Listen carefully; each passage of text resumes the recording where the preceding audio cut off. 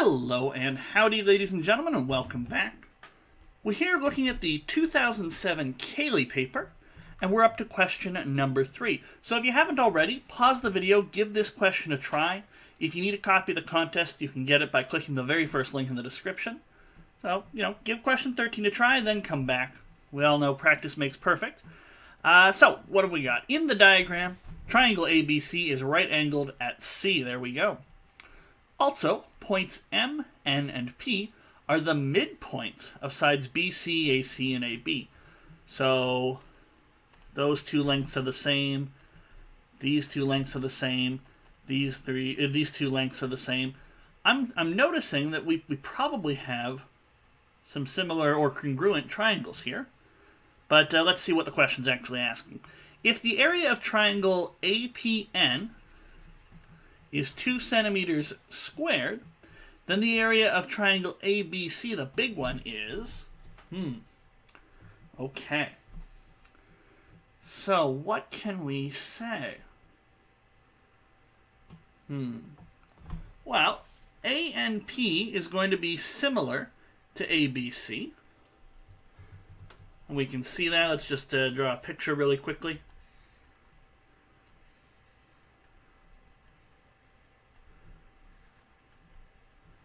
So we got A, N, P, B's down here, this is M. So I claim ANP is similar to ACB, I guess, if I'm just keeping the order of the letters proper. Now, why would this be true? Well, what have we got? We've got a common side length here. So this is sorry, not common side length, a common angle here. They both have the same angle. And then, well, what have we got here? We got a right angle down here. These guys are midpoints.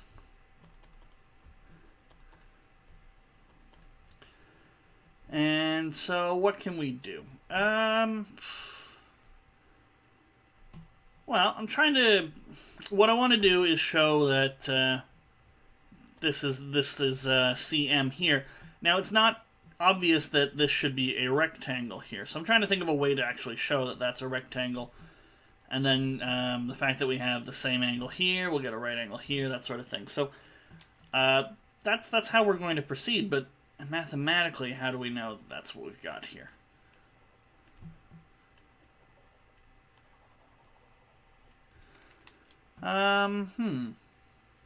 What are we to do here? Well, when we connect up two midpoints, the line between them is parallel to the side that has the other midpoint, the third midpoint. So these guys are parallel. We've got a right angle here. Similarly, these two are going to have to be parallel. So it's a parallelogram with a right angle. That makes it a rectangle. There we go.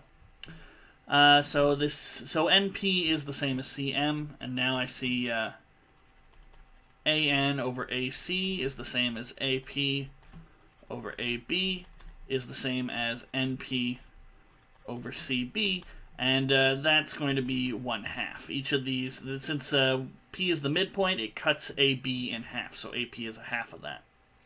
All right, well, how is this going to answer the question? We know we've got 2 centimeters squared here. What are we to do? Well, it turns out there's a nice relationship. If I have one triangle and I scale it up so that each side length is multiplied by some constant r, it turns out the area gets multiplied by r squared. So here I've got AN. To get AC on the bigger triangle, I multiply by 2.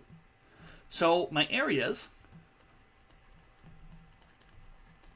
ABC, is going to be, if we're doubling the lengths, then we quadruple the area.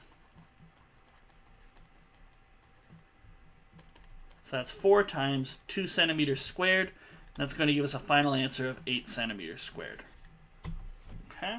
You probably could have seen this a lot faster. Admittedly, I got a little hung up on actually showing that NCMP is a rectangle, whereas if you were just at all accustomed to dealing with these midpoints, on triangles, you would have just jumped straight in and said, oh yeah, A and P is similar with a scaling factor of 2.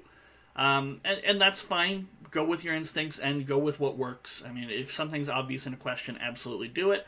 But, it's been a while. I like to practice my geometry. I wanted to make sure I understood, why do we actually get...